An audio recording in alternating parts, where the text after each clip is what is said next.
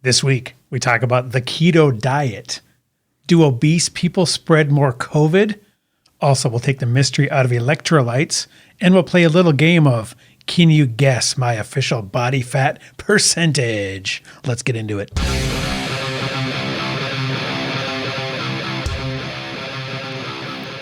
Welcome to the Fit and Furious podcast. I'm Josh, and that's Dewey. And this week is so chock full of goodness, we should charge double. Done. Right? Have somebody on the computer thing Rain Man that up, and Yeah, whatever you're paying, guys out there, it just got doubled. we just doubled it because this episode is so chock full of goodness. But it's value add. That's right. Yeah, we're going to talk about the keto diet. Even got Gary Taubbs' new book, The Case for Keto, here. We're going to talk about, I read this book. Awesome stuff. But before we get into that, I wanted to talk about this article I saw. Actually, this is from last year, but we talk about what types of, in keto, we're going to be talking about fat a lot, right? For sure. And what kind of fats you should be cooking with Dietary and consuming. Dietary fat. And one of the big debates, and one of the things when dietary animal fats were demonized throughout the years, what replaced them? All these seed oils, right? Mm-hmm. Well, there's a study about how America's most widely, I'm reading this title of this for those that are listening, America's most widely consumed oil causes genetic changes in the brain. So it's talking about soybean oil, and basically saying that it is linked to autism, Alzheimer's disease, anxiety, and depression. So that's some depressed mice there. This is a mouse study, but they're basically saying that the consumption just of picture this, them having mice on a little couch, and they're asking them about their dad. I just don't feel like going after the cheese anymore. Right. And they know they're depressed. And the scary thing about all these seed oils, really, but especially this one, I mean, it's most widely consumed of these seed oils, the soybean oil. It's always kind of weird talking about this stuff too, because being in the upper Midwest, I mean, a lot of farmers make their living farming these things too. And you never want to, But there's still plenty of other uses. Yeah. I mean, you wish they would just turn, their stuff into regenerative pastures for cows. Right. And you don't want somebody to lose their livelihood, obviously, but if this stuff is so bad for you, people need to know. So I'll put this article in the show notes here, and Yeah, I'd like to dig into it later. yeah, it's Since you dropped that on me, I didn't get to preview this beforehand. But yeah, I think Sean Baker posted it, and he jokingly said, "Well, at least it's vegan." Yeah, they may have Alzheimer's, Dude, he's been anxiety, and depression, and autism, but at least they're vegan, so that's right? good. At least they have their Yeah, he's been going off. at least their moral compass. Oh, he's been savage. He's been so mean. He's turning into the carnivore internet bully. He gets attacked daily. Oh, he does. That's the problem. They come at him. Yeah, all the vegans come after him big time because he's the meat guy. So he's the main target. So he gets a lot of crap. And he likes it. Yeah, he's not afraid. I'll say that. God forbid if they meet him in person. Exactly. Snap him right My in half. money's on him. Another thing that he pointed out, seed oils. Seed oils horribly bad for you. Another thing that was pointed out this week that I saw was obese people spread COVID more easily. Now, this is controversial. This is, potentially verging on bullying and mean also, because basically you're saying, the whole thing about COVID and the mask wearing and all that is, well, you're gonna kill my grandma with your behavior and you're not mask wearing. So now do we get to say to people that are obese, well, you're more likely to spread this than somebody who's thin. So what about that responsibility? Again, I haven't dug into this. This is the first time I've seen it too. Yeah. So the first thing that pops into my head is the greatest thing that came out of the last 6 months was me learning that there's a sect of people in society, in the American society, who actually believed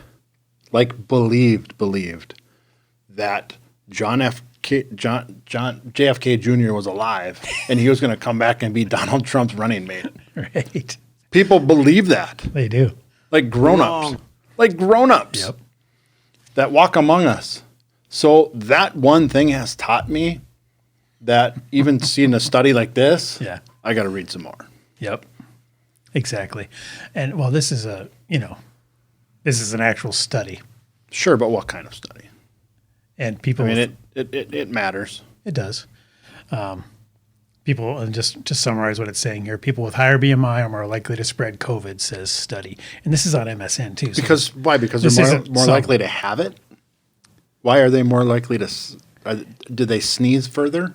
I don't get it. What's their rationale? because the more fit you are and the less, that translates directly to your obesity level, the less likely you are to take it in, have a viral load. And so less therefore- likely they are to have it. So if you don't have it, you can't spread it. Exactly. Okay. But if you sprayed some COVID on two people, one was fat, one was skinny, the skinny person is less likely to take it in and have serious complications and have a higher viral load and therefore not transmit it as easily. So they have a higher a more robust immune system. Exactly. So bottom line, if you're obese, you're one of the reasons that it's spreading is the claim of this. So, that flips the whole. You're going to get a shit ton of hate mail. Well, it flips the fat whole. shaming. If you were yelling at thin people who are way less likely to have adverse effects for not wearing their masks or whatever, and should we have been yelling at all the obese people? I'm just bringing it up. Oh, fair enough. Yeah. So again, and really, I'm bringing it up because what I want to say is another reason to not be obese. Hey, like Right. as if you needed one. Yeah, but with COVID, because believe me, COVID's not gone. COVID's not going away. It's just gonna keep replicating and doing its thing. So it's probably here to stay. So and any So other get stronger. yeah, exactly. Get stronger. And any other infectious respiratory virus, wouldn't you much rather have the immune system and the body that can withstand that onslaught, rather than feel like you're always vulnerable and I need to hide in my basement to protect myself from this? Sure. I'd much rather be equipped to deal with it. But the triage doesn't include that type of program. That's going to take time. Oh, yeah. Yeah. Well, the sad part is people, and this is true not just for COVID, but for everything, they're always looking for the quick fix or the medicine. It's always, get the vaccine. What about change your metabolic health? That should be the priority number one, not just everybody get the vaccine and then go No, back to priority eating number your- one should be get the vaccine and now say, oh, shit, now I got to get my shit together because that's going to take 18 to 24 months. Right. But I they're can get the saying- shot today. Yeah. Well, all right. Yeah. Okay. That's fine. But if you had metabolically healthy, you might not even need the shot. Well, at least it'd be your option. Then it wouldn't be like, oh shit, I better get this or I'm going to die. Well, sure, but hindsight's always perfect. What do we do now? Right. What do we do now? If you're sitting next to you and I was the obese person and you told me that, I would say, well, fuck it, too late now. I'm already fat. But what do we do now? So give me the shot and Right. what's my exercise program? I guess I'm saying it poorly, but what I'm saying is they're not making that's not even part of the conversation. They're saying take the shot and then go back to your crappy That's ass a diet. great point, but it's starting to be. You think so? Even in seen mainstream that? media, I'm starting to see stats, and they're starting to talk about it more. That healthy people are more likely to have less complications. Yeah. And when you see studies like this, I mean, it's just another, point saying don't be obese if there's so many negative effects from it. But then, if you really strip it away, and when I just said, if you're healthy and fit, you're less likely to suffer from complications of COVID. Right. That's not really that hard hitting. So basically, all I said was, healthy people don't get as sick. No shit, Sherlock. Right. But people compartmentalize so much and they just think, Right. well, I get the vaccine, I can go back to eating at my McDonald's every day, don't have to fix my life. Well, what about the next thing that comes around? What about all the other things you're susceptible to? You should want to fix it. And this should really be part of the conversation. It should be a big part of the conversation. I don't know why I thought of this, but forget it. I'm not even going to say it. It just reminds me of the episode, right or wrong, it reminds me of the episode on The Office when Dwight and Jim were in a crowd and they're walking forward and they're trying to get in somewhere like a convention or something. And they're just crammed in there. And Dwight goes, ugh, there's too many people on this planet. What we need is a good virus. Always with the subtlety there. Right. Dwight. Dwight was Good stuff. foreseer of the future. Exactly. All right. So that's an interesting article. So, really kind of a thought experiment and makes you really think about what's going on and what's important. So focus on, and the thing is, if you're change your obesity level and your health level, you're really immunizing, and I'm doing air quotes here, against so many things that should be your main goal, is to get metabolically healthy. And again, so if you are walking around obese, you don't get to say that it's healthy. You don't get to say it's okay. And this is just another reason why. I'm getting super soft in my old age because I feel really bad about joking about COVID. So yeah. And we're not joking about it. No, we're being serious about it. COVID is tragic and a deadly virus, but there is ways to protect yourself that are natural. Yep. Besides waiting for a vaccine. And I lump it in with all the other tragic, the tragic increase in diabetes and everything. Heart disease. Yeah, everything that we see. Virtually anything that's preventable is tragic. In every chronic disease, virtually, almost, there's always an outlier that somebody throws right back in your face. Yep. Virtually every chronic disease is preventable, and it's mostly through your lifestyle. Right. It's heart disease is. I heard a doctor say this one time, and it was in a documentary, and I can't remember who it was, but he said, heart disease is a toothless paper tiger that need not exist. Right. Yeah. It just doesn't even need to be a thing. Exactly. If you just through diet and exercise. That's a good way of saying it. All right. So enough of that controversial stuff.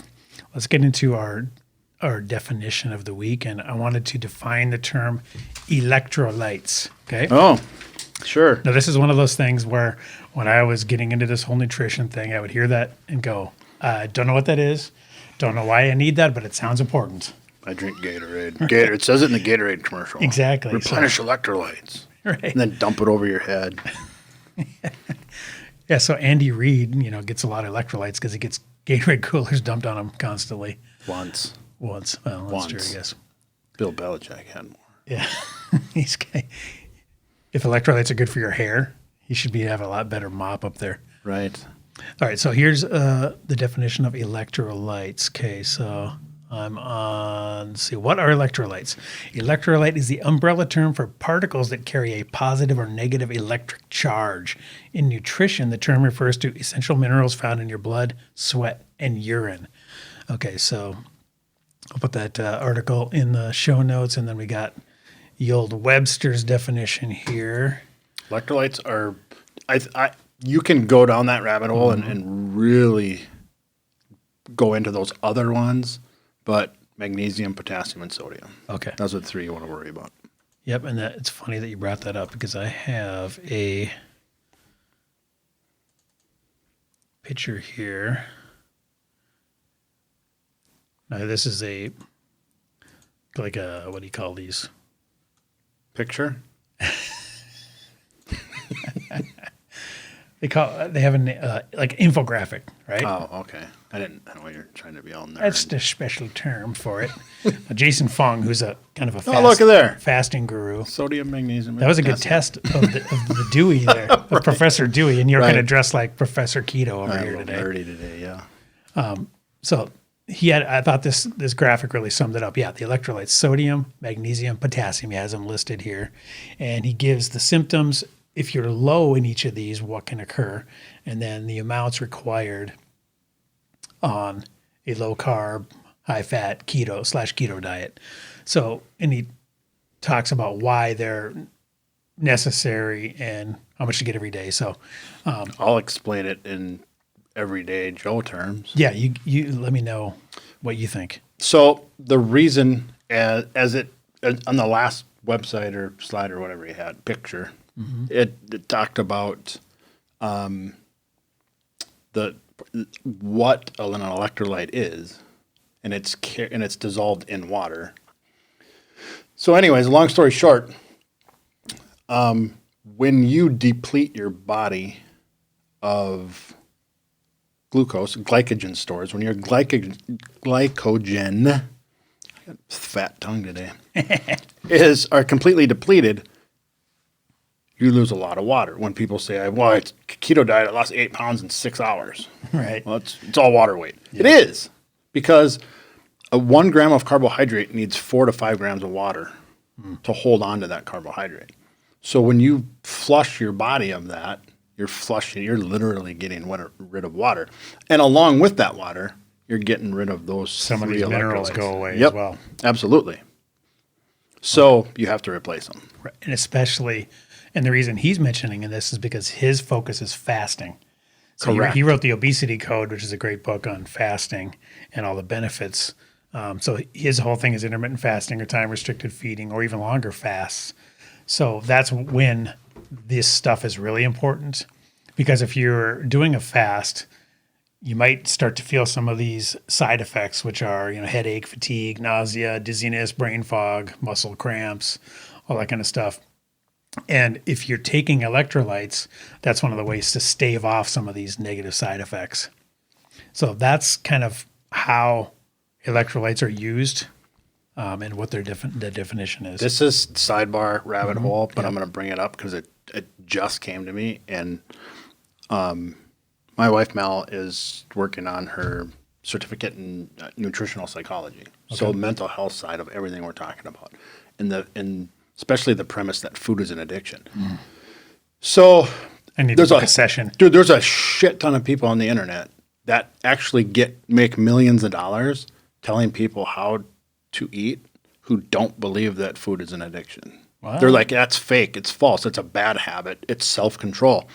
So just a lack of willpower. Yeah, exactly. And she sent me this. She circled it and sent me a screenshot, and I'll just read it. It says, the big food corporations go to great lengths to maintain the belief that our disordered eating is on us through our lack of self-control.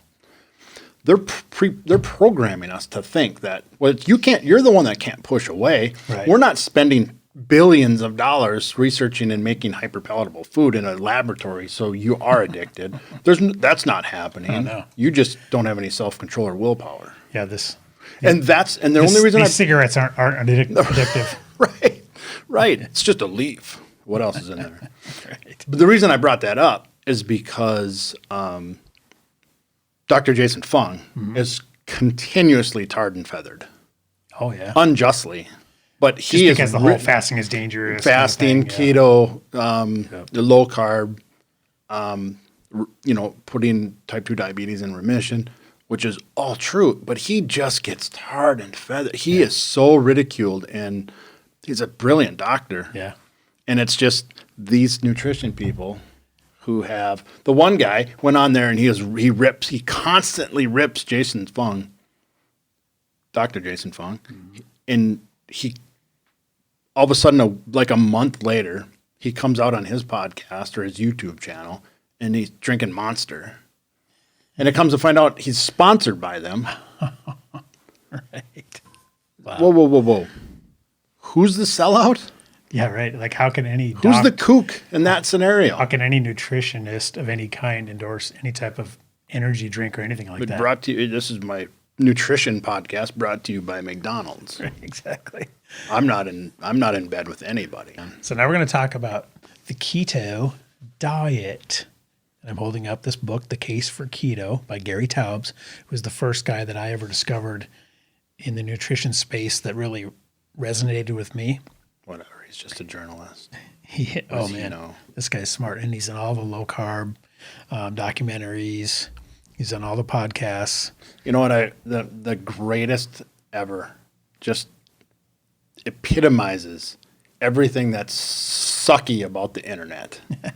Was he came out with a YouTube video, and like an idiot, I used to do this. I don't do it anymore. But like an idiot, I was reading the comments. Oh, yeah. And some girl in there completely discredited him for everything that he's ever done because he hooked up with her. And he was married at the time. Oh, shit. So that means he knows nothing. Right. All his books are trash. Everything that he knows, throw it out the window. Yeah, what does it have to do with anything? It doesn't. That's hilarious. It's just that's why the internet sucks. Right. Yeah, you got to be very careful watching YouTube videos. All right, so let's get into keto. So I want to bring up definition of ketogenic diet. A diet that supplies large amounts of fats, moderate amounts of proteins, and minimal amounts of carbohydrates that is undertaken for weight loss or to control seizures and treatment-resistant epilepsy. So that's kind of the Webster's literal off Merriam-Webster.com here. Yep. Definition of ketogenic diet. And where I like you to, people have been listening, they know that I like to do a keto kickstart. I'm actually researching. I'm going to probably introduce this summer a vegan kickstart because I'm fair and balanced. And I do this because the first sentence in that definition. Well, wait, the whole definition is one sentence. But I'm saying that as I'm frantically looking for a period. Just say the part you like. The amount of fats, moderate amounts of protein, and minimal amounts of carbohydrates is so subjective. People are like, well, how many is that? I go, it could be 10 grams. Right. It could be 500 grams. There's no way of knowing until we just dig in. And it's all dependent on how much body fat you have, Right. your activity level, The activity level is huge. insulin resistance, all these unique things. There's professional cyclists who are eating 500 to 600 grams of carbohydrate a day, Right. and they're in ketosis, or they're producing ketones. Yeah, exactly. So one thing I wanted to talk about was people get confused between ketosis and what do they call it? Diabetic ketoacidosis. Yeah. And that's when keto first started to become kind of a trend, people would bring that up. Oh, that's dangerous because of this. You know why they're all scared of it? Because that's what Private Santiago died from, and A Few Good Men. Oh, right. But you got to distinguish because one is a starvation, that's the diabetic ketoacidosis, and the other one is a state of nutritional ketosis, where ketone body, I'm reading again, where ketone bodies formed by the metabolism of fatty acids replace glucose as the primary energy source. So that's one thing we got to talk about. Okay. So, and not to define another term here, but when people talk about macros, they're basically saying that there's 3 macros, and that means there's 3 materials that there's secretly 4. Okay, well, we'll just sometimes 5. Don't get all cray on me now. Alcohol and fiber. So protein, fat, and carbohydrates. Yep. That's the 3 big ones. Yep. And the keto diet contends that carbohydrates are not essential, and protein should be in moderate amounts, and fat is the one that's prioritized, right? And basically what you're trying to do is get your body switched over from getting used to running on carbohydrates, which your body has to constantly replenish and produce more of, and that's why you're always hungry and eating carbohydrates, versus running on fat, which your body has a lot of, especially if you're overweight, and can use that as a fuel source in addition to what you're putting in your mouth. And your body doesn't know how to do that. So you have to train, force it. And that's what's called being fat adapted. Correct. And you do that by pretty much eating and consuming a lot of fat and reducing the carbohydrates, and therefore it trains your body to start to use those because it has to look for a fuel source. And besides that definition of the ketogenic diet, what's another way that you could produce ketones without participating or being on that diet? Overtraining. You wrote it down somewhere. Starvation. Oh, yeah, right. Fasting. Oh, okay, fasting. So you know what a ketogenic diet is. Right. It's a fasting mimicking diet. Oh, okay. That's what it is. That's what we're trying to do. So basically you're telling your body there's not any fuel coming in. You need to look for it where you have it stored. Right. And that is in your body fat stores. And when the body is trained to burn that, then it'll look to that as a fuel source. Versus playing more- versus partition. It's the back to I almost said season 1.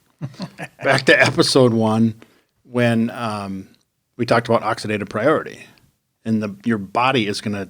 That means what it's going to try to burn first. It partitions off and prioritizes those macros as they come in the body. Remember, alcohol's number 1. Right. And when you say stuff like, what do you say, oxidative priority? Oxidative priority. This is what I think. Can you repeat the part of the stuff where you said all about the things? Love Homer. Yeah, we're getting kind of sciencey here, but So that's basically, the thing. what's your body gonna look for Your first? body's going to make those macronutrients to use them as fuel. It's going to prioritize them, and it's always going to put alcohol, carbohydrates, and then fat. So if you deplete deprive glycogen it stores of the glycogen, then it's going to use fat, and now you're going to teach it to use fat. So now you become, what's the buzzword? fat adapted. Nope. No. Metabolically flexible or metabolic flexibility. No, that means your body has the option. That to means use whichever you source. have a F-150 flex fuel. That Yep. means I can use E85 or I can use just ready 87 octane. Okay. So I can do biofuel or that. It's flexible. It's a flex fuel engine. We need to become flex fuel engines and we be able to power ourselves with E85 or just regular 87 octane. And one of the main advantages, like let's talk about weight loss for a minute. So one of the main advantages of that is because when you're burning that fat, then it's looking to the fat stores on your body as a fuel source. That's like, hey, here we go. It's not going, where's the sugar? Yeah, where's and it's the not sending glucose? Those hunger cravings saying, Yep. put more donuts in. It's like, whoa, we got plenty here. Plenty here. It's usually, if it's a male, it's do you usually around the belly. Why are you looking at me? You bastard. I wasn't going to look down. Because you have a midriff. I feel assaulted. I feel assaulted. Yeah, so you want it to look for, like as the 2 keto dudes say on their podcast all the time, that Krispy Kreme you ate 5 years ago, it's going to burn that off instead of looking for another one to put in your mouth. It's Right. When it got the fat stores on your body, it's going to use that. But you have to like rub the sticks together and get that fire smoldering and going first. And you do that by Not having that by secondary fuel reducing the source. carbs. Yeah. Exactly. So let's talk about ketones for a minute, because that's the one thing that is another one of these terms that when you hear this stuff, you don't know what it is. Okay, so basically, ketone bodies are formed by the metabolism of fatty acids. So that's fatty acids enter the liver and they come out as ketones and they get sent throughout the body and into the cells, in the mitochondria and into the brain. The brain likes fat. brain likes ketones, right? Brain likes ketones. There's some pretty compelling evidence that the brain prefers glucose, though. Now I'm just confused. God damn it. It's okay. It's okay. But it likes ketones, Right. but it prefers glucose. So we'll talk about that another time. But fret not. Because of gluconeogenesis and the protein you're eating, your body makes that maple syrup, remember? Right. It makes what it needs. Yes. Exactly. So don't think you need to eat that donut just because, Dewey said, I got a my brain math needs test later. glucose. Yeah. My brain needs glucose. I better eat these No, donuts. your body will make every bit that your brain needs. Right. So ketones, let's talk about that because it's one thing people kind of get obsessed with when they start doing this keto diet. Now, when you're doing your keto kickstarts and things, do people do the strips? Do they get ketone breath meters? Are you focused on that? Strips. Do you teach that? Yeah. We do strips. Talk about that a little because is it just a way to indicate that you have achieved nutritional ketosis? For me, with a keto kickstart group that usually has a bunch of green people who don't know anything about keto, typically what that is validation. Right. It's proof. It's proof that you're doing the right things and it's working. So when they start seeing that pea strip changing color, they're just geeked. It's just the greatest thing ever. Right. Thank God. Look what I'm doing. I'm doing it. Who cares what the scale says? They're peeing on the strip and they're like, absolutely, loving it, right? Yep. Absolutely. So when they get to that point, it just lets me know, and more importantly, them know that. Well, it's kind of twofold, and I'm giving away my secret because they're all listening. So I'm going to give away my secret, and that is, I know they're not cheating. Right. If they're pissing hot, as they call it, on the ketone strip, they're doing all the right things. Right. If it's nothing or no trace, something's missed. So we're missing something. And it's kind of like a scale. Like it's not something you want to get obsessed with. And Oh, it's just a tool. just a tool, and you don't want to measure necessarily every day because, like you said, once you enter that state, you might not always be in ketosis, even if you're doing a low carb diet all the time, especially once you're pretty far down the road. Exactly. Yeah. Like Sean Baker, who eats literally only meat. He's only ketosis about half the time, he theorizes. Because he eats so much protein. Yeah, based on on his testing. So it's not something you need to, like you said, pee hot or whatever. No. Not something that's required. It's just exactly. And it's just it's just peace of mind. It helps you know. It's validation that you're on the right path. You're doing the right things. Your macro ratios are where they need to be. So let's talk about that a little bit. So back to the macros. So the keto diet is emphasis on the fat, moderate protein, almost no carbs or very low carbs. Very low carb, depending on the person. Depending on the so person. Subjective. Yep. But for your average Joe Cubicle, because we're not talking about marathon runners or whatever. For your average person that's basically doing keto because they want to be healthier, they want to drop some weight. For most of those people, it's going to be beneficial to probably just eliminate carbs and keep them as low as possible. Impossible, but yes, you want to get them around. Blanket statement here. Yep, exactly. Yeah, you want to keep them. You probably want to keep them around under 10, right around 5%. 10 grams a day is what we're talking about, right? Oh, percent. Okay. Percent. Yep. Gotcha. Okay. So let's talk about because when people hear fat is high, focus on the fat. How do you get that in your diet? Because that's the hard part. That's why it's tricky, right? Because when you're just saying, when people are talking about, the old school way of dieting, fat was demonized, remember?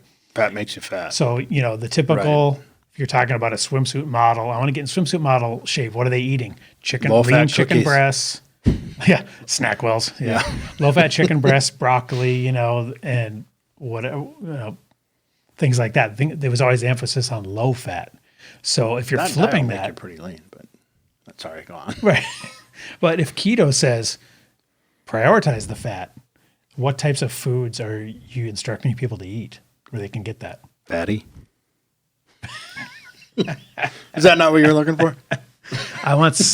Give me some specifics. Some actual examples. Avocados are phenomenal. Okay. Red meat, eggs, especially like ribeyes, right? Because it's very marbled. Yep. High fat content. But then there's a difference. We're strong advocates for clean keto. So we want to eat plenty of greens. So you're not talking like stay away from the pepperoni, like the processed meats. Yes. You're saying like Even some good ribeyes. Eat good steaks. Eat flesh, not processed meat. Eggs, salmon, avocados, healthy oils, coconut oils. Cook with them, eat with them. Yeah. And that's one thing we should make a distinction on, because we were talking about the seed oils earlier. People might get confused on this, and I definitely was. All these oils sound the same to me. So we're making a distinction between the seed oils, which is like the soybean, sunflower, all those things, and the good fat oils, which are coconut oil, palm oil. That's one, right? Yep. And now, where does olive oil fall on this? Olive oil is good. Olive oil is good. Okay, so olive oil, coconut oil, palm oil, good. Soybean oil, all the ones that McDonald's uses in their fryers, bad. Correct. Vegetable oils. Ugh. Yeah, canola, that kind of crap. Get rid of that. So, but I'm telling you, this is a tricky part, not just for women, but mostly for women. They've been beat over the head for years of from the diet culture. Low fat, not just how they're supposed to look in a bathing suit or look in general, but what they're supposed to eat. And they're so afraid of fat. Oh, yeah. They're just terrified, dude. I can't even explain it. Anybody that's like cold sweat scared. Oh, yeah. Anybody that's our age, that's all they've heard. Maybe if you're like 20, if keto became popular maybe like 10 years ago, I first started to hear about it. Maybe those people like under 20 might have a more proper mindset. But anybody over that age, all you've heard your entire life is fat is bad. Right. You got to avoid it. So Fat makes you fat. Right, exactly. So usually where I calm them down, I give them a little bit of peace of mind and get them to relax is when I talk about carbs and fat just being fuel sources. So they're like, eating all this fat can't be good for me. I'm going to get so fat and my cholesterol and all that. And I'm like, Especially when you tell them to eat bacon and eggs. You're not eating carbohydrates. Right. And you're telling them to eat a ribeye and some eggs or something, that Right. seems like, that's like a recipe for getting fat and getting heart disease. Yep. Right. And but you're not eating a diabetes, clogging potato. my arteries. You're not eating a potato and the white bread biscuits that they bring out in the little basket. Which are amazingly tasting Of course they are. by design. I'm sure meth is fun too. By the way, speaking of that, I made that joke in a carnivore group. I made the meat meth joke, Yeah. and I got a lot of likes. Did you? People thought that was funny. Because somebody said, it was in a carnivore for beginners diet, and they were talking about, I have all this energy, I just want to clean the house. And I said, yeah, I call that the meat meth effect. And everybody laughed. That was a good one. I'm sure it was. Anywho, Oh, you're I from derailed you. Canada that nobody knows. I derailed you there. Sorry. I forgot what I was talking about now. Oh, fuel source. It feels worse. Yeah. Yeah. This whole nutrition thing is really, really, really simple. When you boil it down to, you need protein and amino acids to repair muscle and maintain muscle. After that, pick your fuel source. Right. So Fat almost or carbohydrate. almost everyone agrees protein is essential. Or you'll die. Right. And the debate is over whether, you want to include a lot of carbs or use fat as the main source of fuel. The keto diet says prioritize fat. But Because we're trying to mimic starvation. exactly. Or sorry, Nutritional fasting. ketosis. Yeah. Yeah, we're trying to mimic the fasting mimicking diets. Yeah, but it does play with people's brains though, because if you're telling somebody eat a ribeye and some eggs and you're going to lose weight, that seems incredulous. It seems impossible. Seems counterintuitive. Right. And it is to everything that the food pyramid has taught us. Mm-hmm. It is counterintuitive. Right. Because they would say eat a baked potato and a lean chicken breast. Just small portions and move more. And push the plate away. Here's one thing that I'll say about the keto diet is you can get full. You're not pushing the plate away after a tiny portion and going, oh, that's all I can have. Mm-hmm. You can be very satiated. I think that's the reason why one of the reasons why people have so much success is because when I look at a nice keto meal, like when I had a steak and some asparagus or whatever, I'm not looking at that going, that sucks. Right. I'm going, hell yeah, that looks awesome. And you eat it and you're not necessarily full, but you're satiated, you're satisfied. Yeah. And you're not craving more, which is what you're doing if you're eating, a burger and fries or the typical thing that contains a lot of carbs, especially carbs and fat mixed together, because that's super, super hyper palatable. It's like putting E85. Even if you have a flex fuel, it's like putting E85 and regular gas in your gas tank. Can't be good. Oh, maybe it is. I don't know. Maybe that was a shitty analogy. I think Maybe that it doesn't make a difference. I think that one. Yeah. Here's what I say to that analogy. No good. But don't do it. I'm sure it'll clog your injectors or something. Right. So, you're not really depriving yourself. I mean, you are but let's be honest too. And if you love bread, you love pasta, you love all that stuff, it is an adjustment and it is tough because you have to kick that addiction. Talk about when people are in your keto groups and they're going from the standard American diet of eating bread, pasta, donuts, all that stuff, and to 10% or less carbs per day. How do they fare doing that? 48 hours. That's it? And they're fine. They're fine. Yep. Wow. Bold. 48 bold hours. statement. And they're just like, I thought this was going to be way harder. So they can walk by the Girl Scout cookies after that. One gal I talked to, I did one-on-one with her yesterday afternoon. And she said, I've dieted before and I've always been hungry, but I thought I just had to push it down. You just got to tough it out. White knuckle it. White knuckle through and get to the end. Well, there is no end. But Right. it's just how you live now. But she said, and normally my husband would come sit next to me with some bread or some cookies or some ice cream, and I'd be, while I'm dieting, she'd go, "Oh my God, that looks so good." Yeah, she'd just be She said obsessing over it. it was 2 days into it, or no, through the weekend, sorry. So almost a week into it, Right. 5 days. And her husband came down and sat next to her and had some cookies or something, and she goes, Wow. She meh. didn't even register. She went meh? Yeah, Wow. didn't even register. That's crazy. So it really goes away. You never stop going, "Ooh, that looks good." No. But And we'd be it's lying not if we said it completely went right. away. Right. Yeah. That's bullshit. There is some self-control, some discipline Right. required. But it makes it so much easier. Yep. Because it's not that like your mouth watering, literal. It's just like somebody being coming literal. off Yeah. of heroin or something. Right. They have that physical addiction. And yet once you break through that, they probably still have the, wow, it should be fun to do some heroin again. Right. You know, they have that little bit of the, Sure. the fond memories. Right. If they have any. Right. But But yeah, yeah, it's no, not it's. a physical. I was being literal. When Yeah. I say Yep. my mouth is watering, it literally is. Yep. But after a while, that goes away. All right, so let's talk about some of the benefits of being on the keto diet. Here's some that I've experienced and people have talked about. Mental clarity. Unbelievable. That is a huge, huge one that you don't even know what it's like until you experience it. You just think, this is the way I live. I'm just getting old.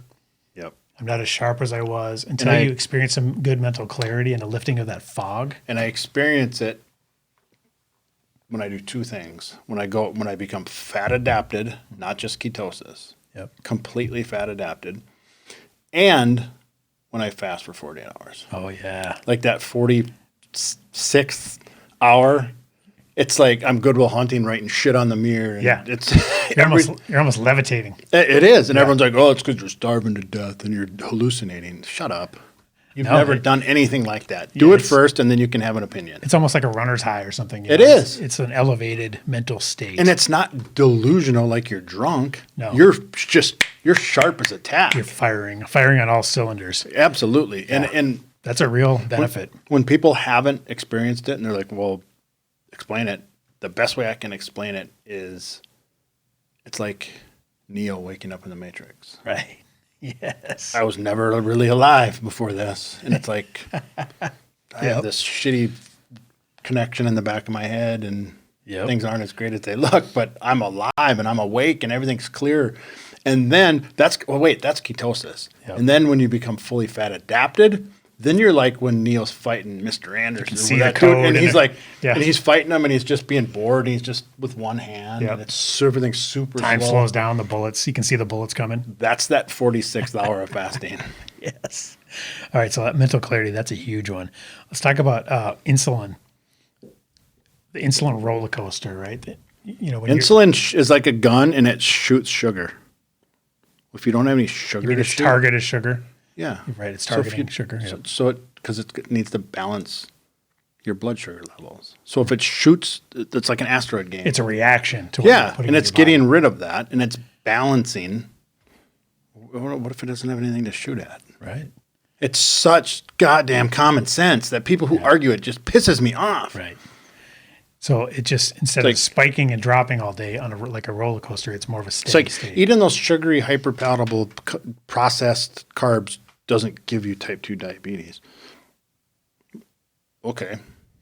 Sure, your genetics gave you diabetes, type 2 diabetes. But your lifestyle brought it out. And then they and say, it's nope, fueling it." nope, it's the food. The pancreas stopped doing its job. Okay, so then why, if the presence of sugar and carbohydrates does not give you type 2 diabetes, why does the absence of it cure it? Exactly. Just common sense. Hang on.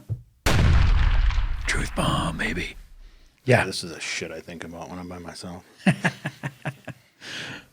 Okay, so insulin levels, that's a huge one. For me, inflammation reduction. Now this is, way over our head sciencey type stuff, but just anecdotally, and I don't know if you've seen this in your clients or whatever you call them. I have that one that had RA. Yeah, the arthritis. For me, I have no joint pain, no aches and pains. I was talking about a couple podcasts ago when I went to the doctor because I was so sure that I had allergies, severe allergies of some kind, because I was always stuffed up. Yep. Always sniffling, always eyes watering. Probably and he dairy. diagnosed me with sinusitis, which is inflammation of the sinuses. He could not point to any specific allergen, even though he did the full battery of, all the tests, and he couldn't point to one. But guess what? When I cut out carbs, all that went away. Sure. And this is why they talk about Alzheimer's as type 3 diabetes, because it's inflammation related. Right. And inflammation in the body is your body's response in fighting something off. And if you can reduce that inflammation, many things are improved. Yep. And that's one of the benefits that a lot of people talk about on the keto diet. Have you seen that? Besides I experienced it with my knee. I had a couple and dislocated my kneecap a couple of times, and it's as bad as it sounds. right. You don't know pain. Oh, Not even childbirth. Don't come at me, bro. hear that, ladies? Yeah, come at me. You guys are wusses compared to I'm gonna his put knee. your kneecap. Your kneecap's in the front of your leg right now. I'm gonna put it behind it and let me know how it feels. But anyways, so I have a little bit of arthritis I deal with down there, Yeah. and to the second I can tell as soon as I eat carbs, it's like, well, weather's coming in. It starts flaring up. It Yeah, just starts right? bothering me. Yep. So think about that. That's just one indicator. Think about that in your brain. If you get Right. inflammation. I was just watching a video on YouTube about CFS. Have you heard of that? Chronic fatigue syndrome. Oh, yep. There's a lot of research now. They're talking about that is inflammation in the brain related. And, they haven't been able to figure out a cure or even really a good treatment for CFS. People that have it are pretty much fucked. Right. Let's talk about diabetes, okay? Now, you mentioned you had somebody in your keto group that was off her meds or had greatly reduced them, or tell me about Was that greatly reduced and then off. Greatly reduced off of meds after 3 weeks, and now off altogether. That's insane. I mean, if you were to tell somebody 20 years ago, type 2 diabetes was just a chronic, It's just your life now. it's your life now, This is and where it's you're gonna live. progressive. It's chronic and progressive. You're only going to get worse. And you know what they do next? They start chopping shit off. Yeah, then there goes your foot. Right. And I forget who it was, but it was one of these doctors that finally had enough and was fed up with it. Because every day he'd come to work, he was chopping more feet off. And I think it was a guy in Australia somewhere. I forget his name, but he would come to work. And when he first started, like 30 years ago, he would barely chop any feet off. But then as the years went by, he was chopping off like 20 feet a day.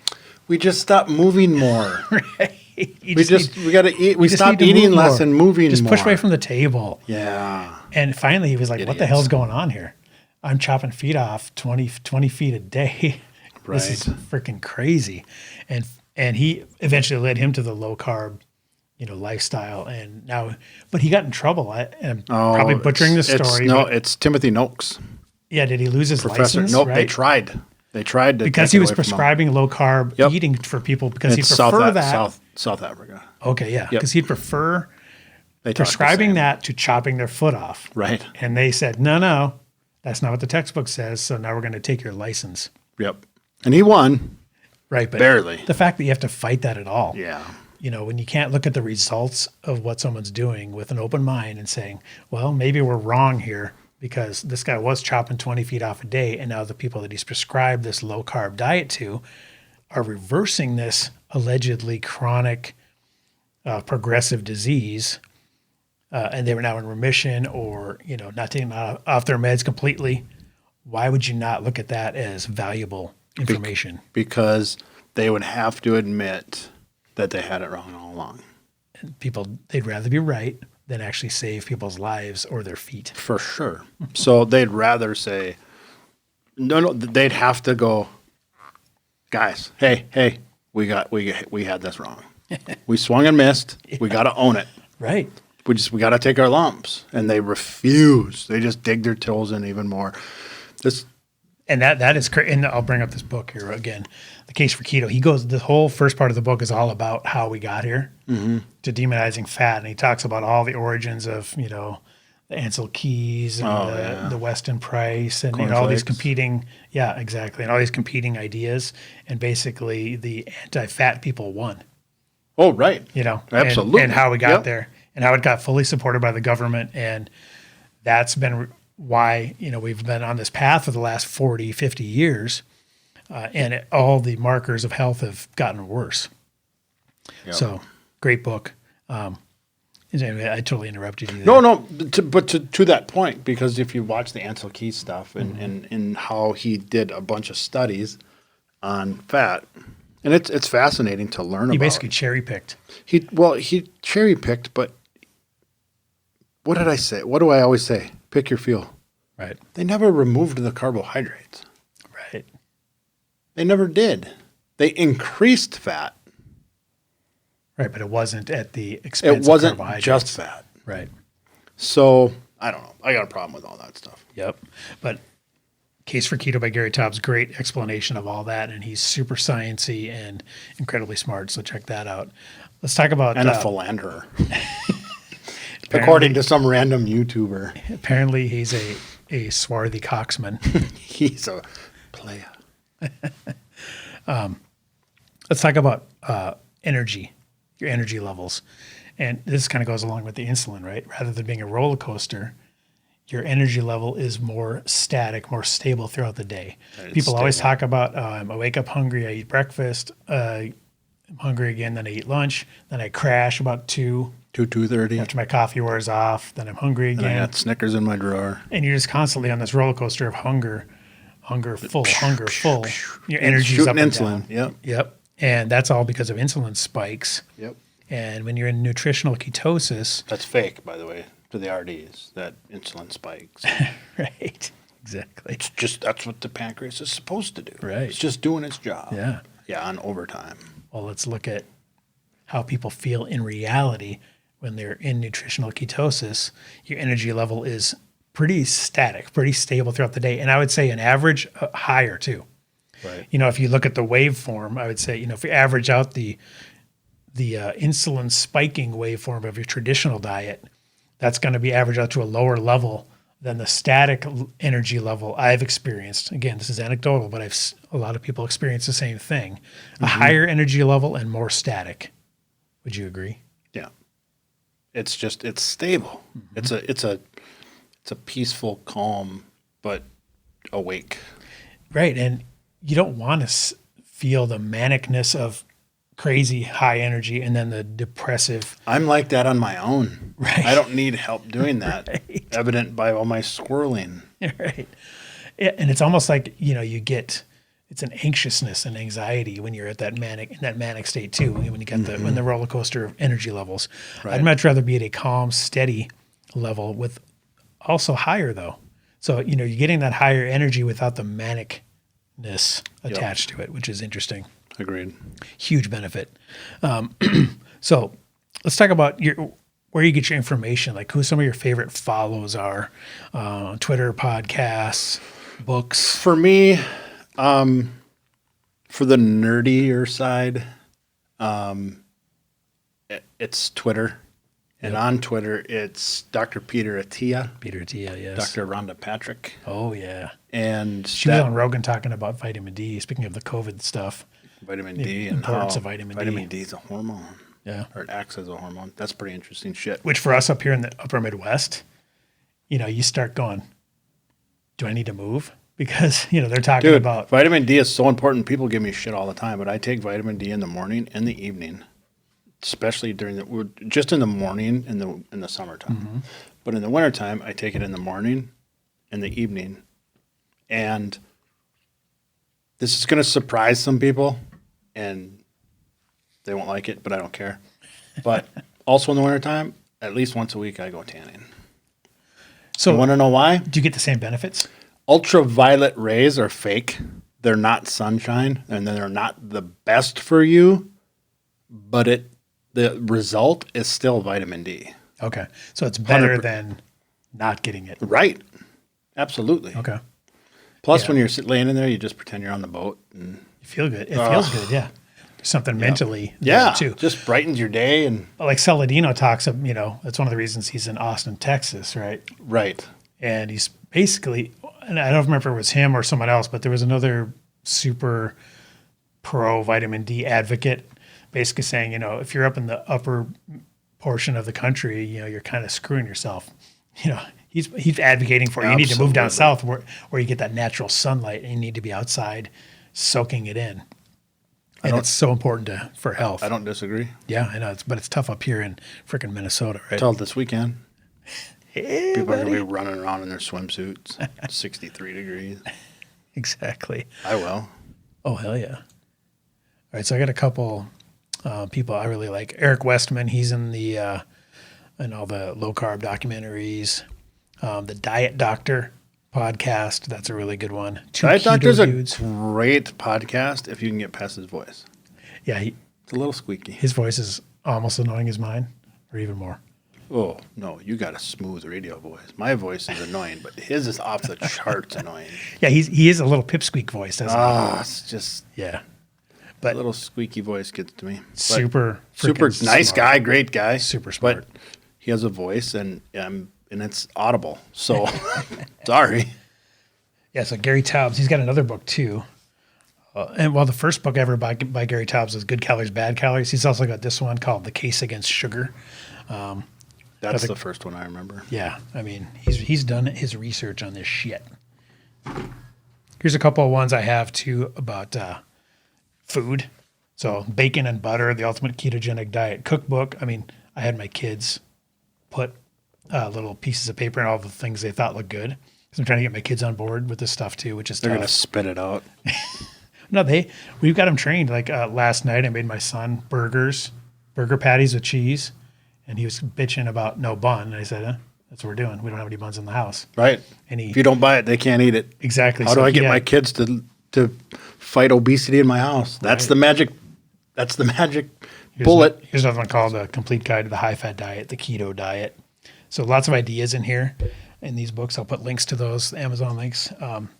Let's talk about that. Like, I said magic bullet for Mel's oh yes, because we argued about that last weekend. Because she said it's not a magic bullet, and I'm like, no, nothing is. It's a magic pill, or it's a silver bullet. it's a magic prescription. And then I had apologized to her later because I knew that during the Kennedy assassination, they called that the magic bullet. Yeah. So that is a real term. It really is, but I wasn't going to tell her that because I was having so much fun kicking her ass. Right. Well, it turns out you were. Not everybody's right all the time. Yeah. Let's talk about that. So when you're doing this diet, how do you get your family on board? Because what do kids love? Donuts, ice cream, cereal. I love whatever the commercial is between the cartoons. Oh, cereal. I mean, I had, in my house, one of the first things I did was I told my wife, cereal's got to go. I mean, there's just no place in our, if we don't, we just got to not have it in the It's house. part of a balanced breakfast. Yeah. Remember on our food pyramid episode, we talked about, the part of a balanced breakfast. Give me a Frosted break. Flakes and orange juice. Frosted Flakes, It's orange really juice, tough toast. because my daughter's at that stage, and I'm a little more lenient right now because nutritional health is extremely important to everything. It's just our overall well-being, but so is mental health. And she's struggling with COVID and not having school and not having a decent dance season and not seeing her friends. Yeah, the lockdown. So if she Lockdown, wants lockdown if she wants Frosted Flakes, just get the kid a box of Frosted Flakes. It's But always have a balance. But have the conversation. Well, also, have is a she- little bit, but here's the result. And she lives with me. She doesn't have a choice to know what the result is. Yep. But sometimes she just needs something Yeah. in her life that is It's a treat. a treat, bring her joy. Yeah. I mean, because she doesn't have any. Everything was taken away from her. Here's where I struggle with that because I agree with you, and that's my instinct too. But I want to steer away from having food, especially the hyperpalatable, overprocessed stuff, be considered a treat. Associated with joy. You know what I mean? Yeah. It's kind of like, okay, just have 2 cigarettes because it gives you joy. if you think about it, and that's how in my mind I think about processed sugar, not like sweet potatoes, things like that, but things, like Frosted Flakes. But I would say that if you want to have the two lung darts, I'd say the same thing during this COVID bullshit. Right. Well, and it's different because when you're talking to adults versus kids and your daughter's older. Right. My kids are younger, so I'm a little bit Right. strong-handed right now. Sure. So I told my wife, I said, milk, it's got to go. Cereal, just don't you have it in the house. Right. Bread, try not to buy it. Buns for hamburgers, just don't have them in the house. Yep. Because last night when my son wanted, of course he prefers a burger with a bun and French fries. But guess what? I made a burger patty, put some sharp cheddar on it. He plopped it on his plate, squirted some ketchup down, and he ate the burger patty with, and it's a move in the right direction. Right. Absolutely. You know what I mean? So Yep. if you just don't have it in the house. And the other times, the problem is that, and there is some evidence that suggests that the depravity, when they're our home, when they grow up, when they get on their own, they're going to go nuts. Possibly, yeah. You don't know. But I don't know. I really don't either. But I do know that most of the time, our daughter Emmy, she feeds herself. I mean, she'll be 18 in 2 months. And she takes... You're not like, here, come with the airplane, open up the airplane. No, we don't go, here's chicken nuggets and macaroni for supper. She just does her thing. Yeah. But when she does, she jumps in her car and comes back with a burrito bowl. Right. Oh, Full of meat and greens. Yeah. And when she makes breakfast for herself, she makes avocado and fried eggs and puts it on a piece of whole wheat toast. Breakfast, yeah, that's one of the biggest ones. She makes good decisions on her own. That's huge. I mean, compared to the average absolutely. Standard American Diet Yep. kid, I mean, most kids are eating Frosted Flakes every morning. Yep. As the part of the balanced breakfast. Yep. So that's huge. And, we were talking about it because my kids are all in elementary school too. School lunch sucks balls. Disaster. Yeah. School lunch is fucking horrible. It's all carbs. It's all processed crap. And it's cold and shitty. And I mean, so I say, look, we control what we can control. If we feed them eggs before they leave the house, boom, there's a third of their nutrition taken care of. And on the weekends, we're controlling all of it. You control what you can control. So even if they're eating crappy lunch at school, we're still improving their nutrition by a ton. And, you control what you can control. So yeah, my advice, especially as a carb and sugar addict, is to just not have it in the house. Same advice I would give to an alcoholic. Don't have the vodka or the beer in your house. And don't say, I just slam back a shot and go, your problem, not mine. Right.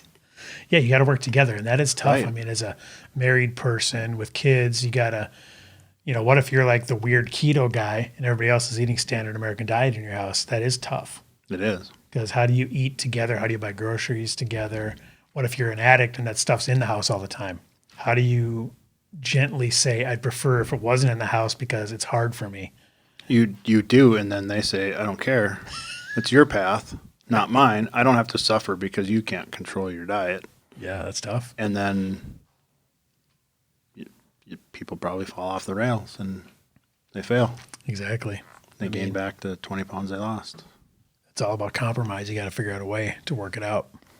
But if people really cared, I know that's frontal and probably pretty harsh. Yep. But if they cared, if your family member or your friend or someone that you care deeply about is pleading with you that I need your help, to fucking do it. Yeah. Seriously.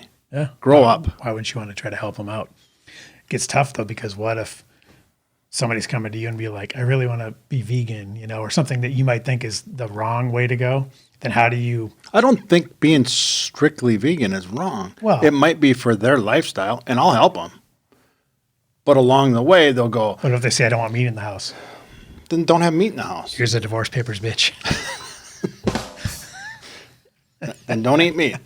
But here is where because I do have people that come to me and say, I want to go vegan. Sure, but it's not your wife. No, my daughter was vegetarian for almost 2 years. Well, she's not saying don't have meat in the house.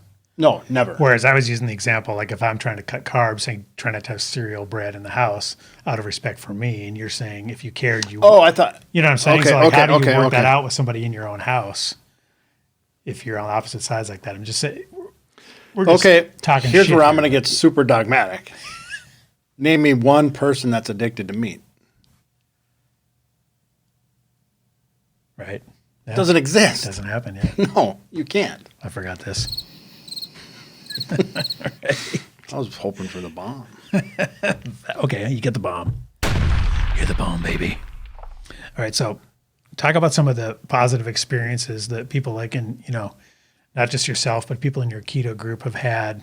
Obviously, weight loss, Weight loss, mental The clarity, mental energy, clarity, sleeping better. the arthritis, the Arthritis, diabetes. Oh, I want to bring up this.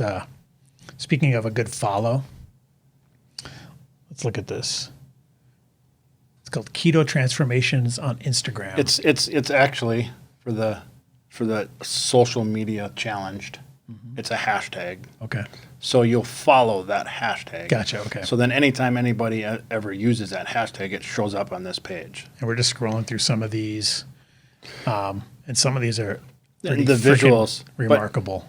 It's a lot of before and after pictures of people. That follow That's keto. all it is before and after pictures of people who did keto. And some of the time frame, like that one right there, is 2018, 2019, and 2020. Oh, She yep. looks phenomenal. Yeah. She lost 125, I bet. I'm guessing. Over the course of 2 years. So this is not necessarily a super crazy rapid fix either. This is a commitment. It's Right. a lifestyle change. She even puts over there my top 5 keto tips. But I said this to you off the air. Before we started recording. I don't know what it's called. Off the air, whatever. Call it what I want. Shut up. But scroll through that for. Look at this fucking dude. It's unbelievable. Look at him. Tell me how his life isn't He went different. from chunky monkey to totally ripped. Right. Yeah. Tell me how his life hasn't changed. He was 362 pounds. Now he's 196. Now he's 196 and ripped. Boom. That's crazy. Tell me now, seriously, scroll through that for 10 minutes because it's going to be endless. That's part of my point. It's Yep. endless. And then look me right in the eye and tell me how that's a fucking fad. How, well, it's just, they all gain it right back and they all, shut up. Just stop with all that bullshit that you're trying to just feed yourself these bullshit excuses why you don't want to do it. Just don't do it and leave other people alone. You know who gains it right back? The biggest loser people Who do crash and- caloric yeah. restriction and run 1,000 miles on the treadmill. Or here's the other one. Here's the other one. I'm on my own path and I'm losing at my pace. And I've lost, At a negative pace. hey, no, I'll mind you, I've lost 0.8 pounds in 7 years. Everyone has a different journey. Yeah, but that was when you got your foot cut off. Ooh, savage.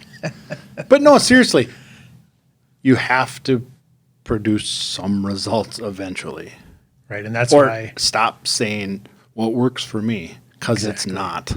that's why it's so incredible when you watch some of these documentaries. And one of the, I'll speak. Oh, you had a list here of some good movies. Documentaries, yeah. Yeah, one and they're I had all was- on. These are the ones I listed are Amazon all on and- Amazon. Yeah. Yep. And one that I watched that I really loved was called Fat Fiction. That was Oh, yeah. That's a good one. $2.99 rental. I mean, very good. It talks about how fat was demonized and how it shouldn't have been. Goes through that whole history. So yeah, okay, Fat, a documentary. That's the Vinny Torturo or whatever his name is. Yeah, he's mildly annoying. Carb Loaded, Fed Up, King Fed Up Corn, is phenomenal. that sugar film. That's really good, surprisingly. The Magic Pill. Okay. If you had to Magic pick Pill. one to document it, like you weren't going to call me and say, how should I get started? Right. That's the one. Okay. Watch The Magic Pill. And I'll put links to all these in the show notes, so feel free to binge on these. The Perfect Human Diet and Serial Killers 1 and 2. Cereal spelled Cereal. That's a good one. I like I that. got to watch that. I haven't seen that. Yep. Never even heard of it. Yeah, so I'll put links to all those in the show notes. Definitely binge those. So anything else to say on the keto diet? Yeah. One last thing. Sure. Show me the hashtag with all of these people, with these ridiculously successful before and afters, it gives me a lump in my throat because this is the fucking human spirit right here. Yep. This is what you can accomplish. Anyone can accomplish. Now, I challenge someone, forward me the hashtag to everything in moderation. Right. Where's that hashtag? Right. Doesn't exist. Exactly. Boom, baby. That gets me fired up. I hate when That's people. all right. You You see people get results. people don't have to fast. People don't have to do keto. People don't have to do vegan.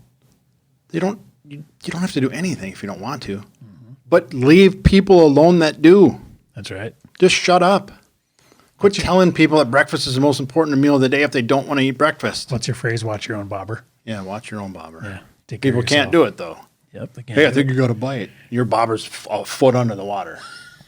Jackass. Right on. And if you want to hear more about Dewey's Keto Kickstarts, just email info@fitandfurious.com and maybe you can jump in on one of his groups. It just really, really helps people get started. It does. Because people are, I just love that story about her getting off her diabetes oh, meds. it's so That's- awesome. I She's mean, such a great story. that's insane. And she's so happy about it. And she just followed and was And diligent. rheumatoid arthritis. I mean, that's all just in your Yeah. group. That's just locally here. That was in one group, in one group. not even in just the groups. That was one Crazy. group. Yeah. We can reverse something that was supposedly chronic and progressive. And I wrote something down as we were preparing for this show. I wrote down why I did the keto group. People are like, why are you doing a keto group? Keto isn't that important. It's not for everybody. You hear all the bullshit. Yep. And I'm like, here's why. And I wrote it down. When you search keto, you will be flooded with misinformation and quacks looking to make a quick buck. Don't simply search keto on the internet, but seek out specific people Right. that talk about how it's done and what to do and why you're doing it. Yep. If you just search keto, you're going to get all sorts of influencers and someone, I guarantee you, trying to sell you some pill or... Or some keto biscuit mix or something. Right. Yep. Yeah, I mean, that's the one downside is now that keto is so mainstream, so widespread, people see it as a profit potential. Right. So they're just going after it, trying to make a quick buck. And a lot of people try to appeal to the fact that people don't want to make true dietary change. So they want to mimic a lot of the, keto pizza crusts, keto breads. I saw an ad for keto bread in my Facebook feed because now that I'm, of course, looking for this stuff, it Right. populates your feed like crazy. Yeah, exactly. And, our advice is just to steer clear of that stuff because it doesn't break the habit. Like you said last week when I was talking about the carnivore vanilla pudding. You got to be careful with that kind of stuff because when it mimics that hyperpalatable food that was in your standard American diet, it's tough to break out of the habits that got you there in the first place. You gotta, sometimes you just have to change course. Yeah, so And careful about that. Stop eating the foods pretending to be the foods you shouldn't eat. Exactly. All right, well, that's keto, so let's move on, and I got an interesting story this week in How Fat Is Josh? All right, so And you're kind of fat. You kind of spoiled it. I just stomped on your touchdown call. The fat part. Damn it. Sorry. Okay, so a couple points this week. As you can see, I gained 2 pounds this week. I fucked up, had a bad week. I ate some Girl Scout cookies. They were in the house. This is somewhat my weakness, but they were also right there on the counter, goddammit. In the house. That's like the old urban legend that the guy cheated on his girlfriend because he fell and it just fell in. I fell on the cookies. Exactly. And they landed in my mouth and it was too late. They jumped in my mouth. Yeah. Again, I'm not making excuses. I'm just here to tell you what happened. I'm just trying to tell the whole truth and nothing but the truth. I gained 2 pounds this week. God damn it. So back up to 177. I'm still down 17.6. Let's do my waist measurement quick. And let the record show Yes. that you gained 2 pounds Yep. from eating cookies because they're carbs. Right. You didn't get Well, 2 pounds fatter in a week. The problem is that set me off on off the rails. Well, then you went, too late now. Exactly. And I'm not gonna. I'm not going to get cheated. it recharged that whole addiction Right. thing again. Yeah. It's like nobody just does one shot of heroin. I mean, you're like, Nope. give me 20. So I used didn't to be completely, you know, I go used to nuts. be. I used to be a meth head. No, I just do it just socially. Recreationally? Yeah, I'm a social meth head. Right. Just at parties. Yeah, exactly. So I didn't completely go nuts, and I got it reined in. It was just like 2 days of fucking up slightly, but you know, I'm gonna gain 2 pounds. So yeah, let's measure the old waist I'm here. gonna juice the tape measure. Make you look even stupider. God damn it! All right, above the belly button. All right, make sure it's even, so I don't have to hear about that. Parallel to the ground. And I'm going to tell you about I got body fat scans done too. I saw him over there. Yep. 39. You fucker. Just kidding. 36. Oh, So God you're damn flat. it. I got You're scared. good. I almost panicked there. What a dick. Okay. So no change on the waist. So Well, let's bust out those scans. I feel like if I wouldn't have See how fucked right up- I was. If I wouldn't have fucked up so hard on my diet, I think my waist would have been lower this week too. See how right I was on the caliper being wrong. Okay, I got a couple things to show you here. Now, before we get into the body fat scans, I've been really going down the rabbit hole of body fat percentage this week. Now, to me, this along, besides the waist circumference, which is, the single easiest thing to measure because you just need a tape measure, right? Yep. Beyond that, I think the body fat percentage, if you can get that measured accurately, that's going to be your truest measure of how in shape you are and, your health and all that. So For sure. because Especially by the old visceral BMI, fat. Visceral fat. yeah, by the old BMI, Arnold Schwarzenegger would be obese. So would I. Exactly. I'd be morbidly obese. right. Exactly. So, you need to know the body fat percentage. So we're going to do I'm the not giving these up. damn right. It's a gun show, baby. Just mad you got that sweater on. Might be a reveal later this spring. Yeah. Once you hit 8%, then we're 9. doing a photo shoot, right? Yep, 9%. And I'm So- taking the shirt off. And I'm not putting it back on till November. So what I want to do is It'll be weird at work, but That's right. I want to show you. Okay, now I found this guy called Athlean X. oh, he's a good dude. Yeah. I like him. Kind of older guy. He's probably, mid-40s. He's like our age, right? Absolutely shredded. Yeah, he's like super shredded. So Oh, why you go just on YouTube. Skip over it. Anyways, go ahead. So he's got this, and I stole this right off his page, the Athlean X, images of different body fat percentages. And this is helpful because it gives you a visual example of what everyone looks like at certain body fat percentages. It goes all the way from a 35 to 40 kind of tubby looking guy all the way down to a bodybuilder, 1 to 4%, completely shredded. Yep. So I want to show you and when I went and got my body scans At 1 done, to 4%. I bet that guy doesn't have his period. That's ridiculous. his vag is almost showing, but okay. So I went to Moorhead State and Went and saw Dr. Gemar. I did. Yeah, And he was good very dude. cool, super knowledgeable, very good dude, nice yeah. guy. And anybody that wants to go get tested, they do the bod pod, they do the in-body scan, and they do the hydrostatic weighing. Okay, you So did the it's- dunk tank. I did all three. Okay. So we're going to talk about the results. But when I was standing there in my single layer compression shorts, which by the way, if you ever want to look the least impressive package wise ever, get some of those. And it's cold in there. And it's exactly. It's not impressive situation. like a frightened turtle. Okay, so I had him look at me. Now, again, go on YouTube, guys, because you're missing out on all these sweet visuals here. Okay, so I was standing there with my shirt off, just like this, and there's a picture of me. This is yesterday morning, and now I want you, Dewey. I'm gonna I want you to look at that and then compare it to the comparison. and then see how close I am. See how close you are. Okay, I'm gonna look at you and then I didn't need to look at the Athlean X photo. Okay, you can just do it based I on just me. looked at you. You didn't need reference. Okay. And when it was coming back with those bullshit numbers the caliper said, Yep. I said, there's no way that you're that high. And you said, really? What do you think I am? Right. Remember You what I said? I said 17. Okay. Now I asked Dr. What's his name? Gemar. Gemar. I said, "What do you think I am?" Before we could do any measuring, he didn't know how tall I was. Nothing. Yep. He just looked at me and he said 20. Okay. Okay. So now let's look at the results here. Now, interesting fact, the bod pod was an outlier. Really? That one was the least accurate. It's the coolest. That one had me, that one had me at 30. Oh, wow. And he goes, there's no way. He said, yeah, that was 31.1.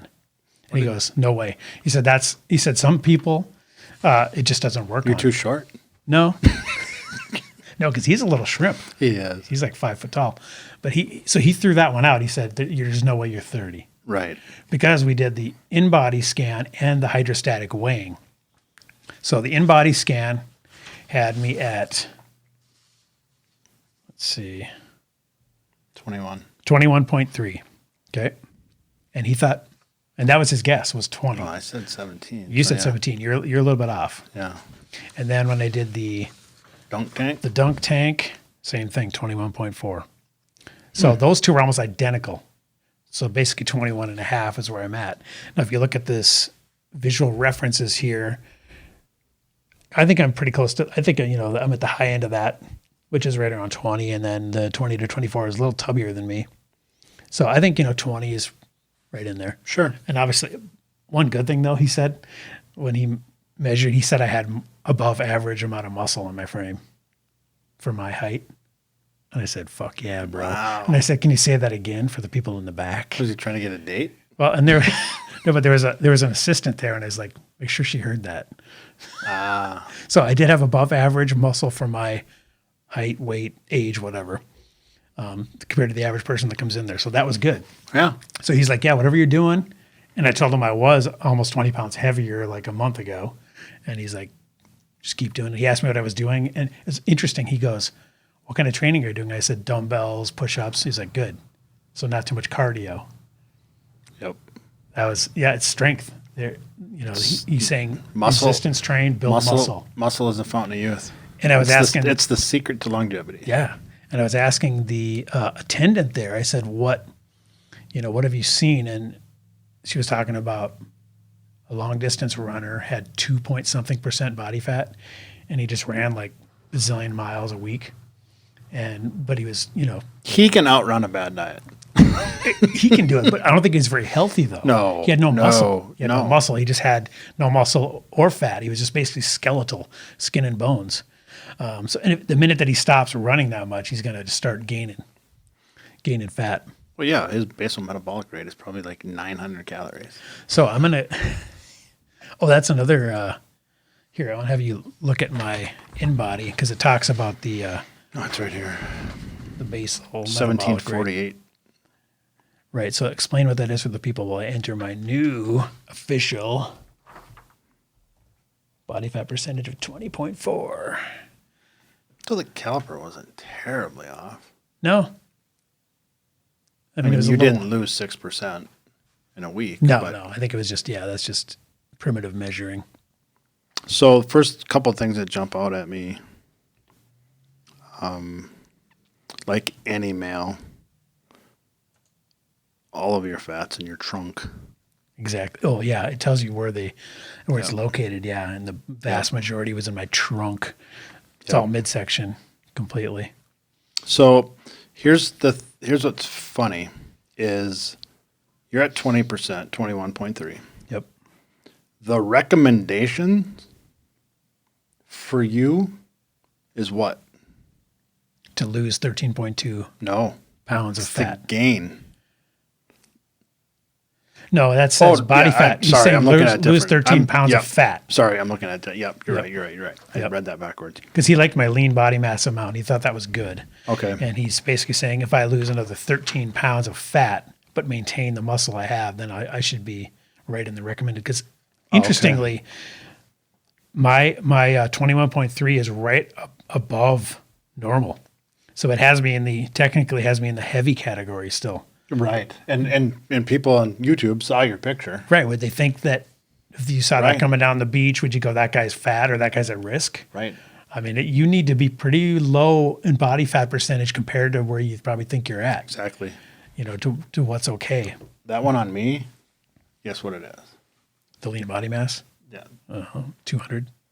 Wow. You're generous. 191. Okay. Yeah.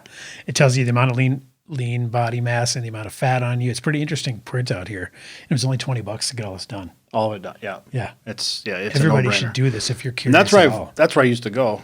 But I thought he stopped during Rona.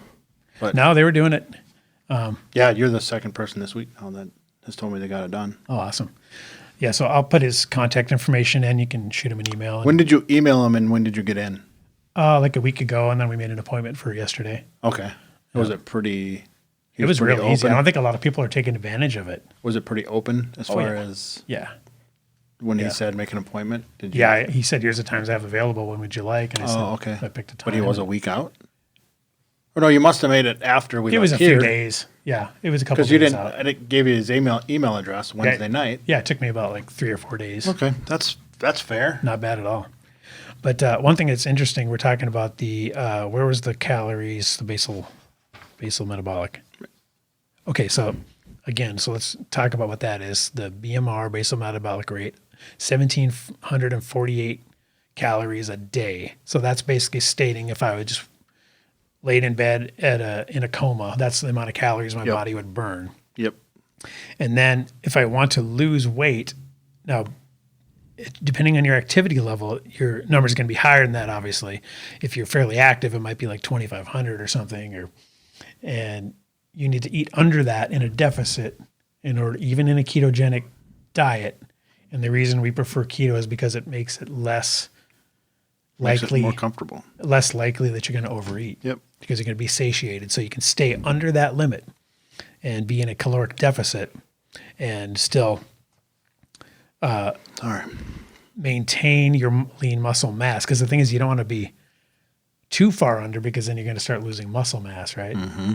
So the trick is to be like, what were you talking about? The 500 calories under a day equals a pound a week. Yeah, Of yeah. fat So loss. there's 3,500 calories in a pound of fat. So if you're 500 calorie, you're in a 500 calorie deficit a day at times 7 is 35. So you're going to lose a pound a week. And that's a safe, and all my research in doing this body fat percentage rabbit hole that I went in, they were all using that figure from 0.5 to 1.5% of body weight a week. So that's, for your That's average person, safe. it's going to be, half a pound to 2 pounds a week. Yeah, Depending on how aggressive you 2 are. pounds is super aggressive. Pretty aggressive, yeah. Because do that math again. That's a 7,000 calorie deficit Yeah, right. for the week. It's a lot harder to do. It is. So that's kind of this week in. How fat is Josh? All righty. I shat on it that time. So yeah, I'm in a deficit now. I'm eating 1,800 to 2,000 calories. And your BMR, basal metabolic rate, was what? 2,200. 22. And that's, My you actually expended your expenditure my TDEE average was like is 3,000. no, it's like 3,800 to 4,500. Shit. So So you're in a huge deficit yeah. So I'm easily 2 pounds a week. because you're trying to really do a cut right now. Right? Yeah. Yep. Okay. And most people hear 2,000 calories are just like I'd gain so much weight on 2,000 calories. Like, fuck you.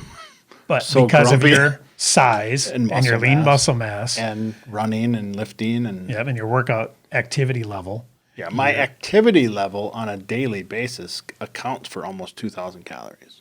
right? Just walking and living and running and lifting and going for walks and taking the dogs out to the walk, whatever. On a daily basis, according to Garmin, which is probably best in the business, I'm anywhere from 38 to 4,500. Wow. And I've been as high as 7,500. Holy shit. And I go for those long rucks for like 4 hours on a Saturday. And that's a ruck is when you're walking away. Weighted, super fast march. Right. That's Yeah. crazy. So the moral of the story is you need to know your numbers.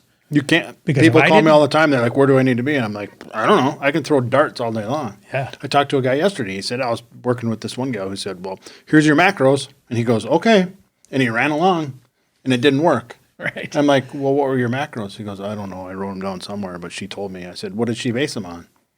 I don't know. My height, my weight. It's just such bullshit. You said one thing the other day about how every person that you coach is like as unique as your fingerprints, right? Or Right. their own fingerprint. Yep. Because, yeah, I mean, what I require and the deficit I have to be in to lose a pound or two a week compared to what you do is completely different. Right. And that completely dictates what you're putting in your mouth. So you have to know these numbers to know what kind of, how to hit that perfect amount of caloric deficit so that you can hit your goals. And otherwise you're just going to be spinning your wheels going for a year and going, I haven't dropped anything, or I've even gained possibly. Right. Because what if you can still gain weight on keto? Oh, Right. yeah, there's fat people on keto. Oh yeah. I mean, eat a bunch of, heavy cream and Yeah. things that are full of fat, and you exceed that caloric amount that you're burning every day, you're Yeah. going to gain weight. It's still math. It's still, so that's why even though we shit on the calories in, calories out people sometime, it still counts, but you just have to know. And the only reason we shit on the calories in, calories out people is because it's never, ever, ever about just fat loss. Ever just that. It's about health, longevity, well-being, quality of life. Exactly. Yeah, you can lose 100 pounds eating nothing but McDonald's and Twinkies. Yeah, if you just You stay in a deficit. Yep. And be fucking white knuckling it. You'll be sick AF. You'll be a metabolic dumpster fire. Oh God. But hey, you'll And miserable. be lean. And miserable Yeah, too. right. Just constantly It's suffering. never about fat. Take care of yourself. Do sports. Yep. Do training. Train for a marathon. Train for a 5K. Train for CrossFit. Train for a triathlon sprint in Detroit Lakes next summer. You gotta do Train for something. Work hard for something, and feel for it. Properly feel for a sport or an activity, and the mirror and the scale bullshit just takes care of itself. It does. And we always talk about nutrition being the major portion, but it's not the whole picture. You can't just eat keto and lay on the couch. You have to build that lean muscle mass, which will assist in the ability to burn calories at a quicker rate too. It all plays together. Heart's a muscle. That's right. Got to work it out. Exactly. All right, guys. Well, we went crazy long this week. Make sure you send us emails to info@fitandfurious.com. Topic ideas, got any questions for us? What do you want to hear about? Let us know. Watch on YouTube. Watch the shenanigans. You got to see all these pictures, the body fat stuff we were talking about, and other valuable visuals and weekly extra content that we don't put on the audio podcasts. Speaking of those, check us out on Apple Podcasts, Spotify, anywhere podcasts are found. Please subscribe, rate, review, and share. Support the show at furiousmerch.com. We got t-shirts and all kinds of cool stuff. To reiterate, that subscribing is a big deal. Subscribing is a big deal. Sharing, reviewing. I noticed we got like 7 reviews on Apple Podcasts now. Really? Yeah, it's pretty awesome. I'll have to check those out. And Are they all good? I was looking at our stats, and yeah, they're all 5-star out of 15. But Thanks to our family and friends. yep. No. People who gave us 5 stars and wrote, awesome show, and haven't listened to one of them. Thanks, Grandma, for signing in with 5 different Apple accounts. Right. With your Hotmail. Right. And your what was it, Netscape? My earthlink.net email address. All right, guys, we will see you Appreciate it. next week.